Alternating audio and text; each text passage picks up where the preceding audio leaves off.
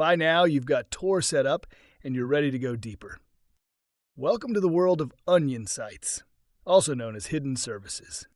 These aren't just websites with weird URLs.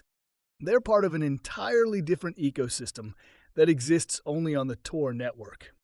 Let's break down what onion sites are, how they work, and how to explore them without getting lost, or worse, compromised. What are .onion sites?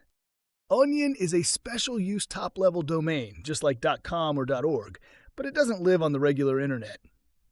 You can't access an Onion site with Chrome, Safari, or Firefox. They only work inside the Tor network. These sites are called hidden services because their server location is intentionally obscured. No one knows where the server is or who owns it.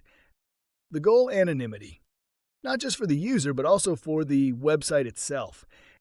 That's why onion sites are used by privacy-focused organizations, journalists and whistleblowers, cryptocurrency services, forums, marketplaces, and yes, even criminal networks. It's all part of the same hidden infrastructure. Why are the URLs so strange? .onion URLs look like this. HTTP onion. That's not a typo. That's a randomly generated string created using cryptographic keys. The randomness is intentional. It makes it almost impossible to guess a site's address without being told. Some newer onion addresses are even longer and more secure, using v3 format with 56 characters. So how do you actually find these sites? Step 1. Use trusted directories. Since you can't Google onion links, you need a curated source. Start with Amia, a privacy-focused onion search engine. The Hidden Wiki, a directory of .onion sites, but beware, it includes both safe and unsafe content. Dark.fail, a plaintext site that lists verified onion addresses of legitimate services. Remember, just because a site is listed doesn't mean it's trustworthy. Use these as discovery tools, not endorsements. Step 2. Always verify the URL. Onion URLs are easy to fake. Scammers often create addresses that look almost identical to real ones, swapping one letter or number. This is called typo squatting, and it's one of the most common dark web scams. When you find a .onion link, verify it with multiple sources, ideally from an official Surface web page of the organization or from a trusted directory like dark.fail. If it's for a major platform like ProtonMail, SecureDrop, or the New York Times, they usually publish their official .onion link publicly.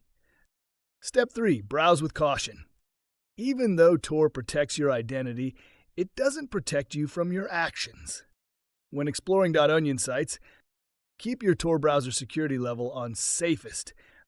Avoid clicking on suspicious links. Never download files unless you fully trust the source. Don't enable scripts or extensions. Never reveal personal info, even accidentally. Stay curious, but stay careful. The dark web has no filters. You may see disturbing content, scams, or traps.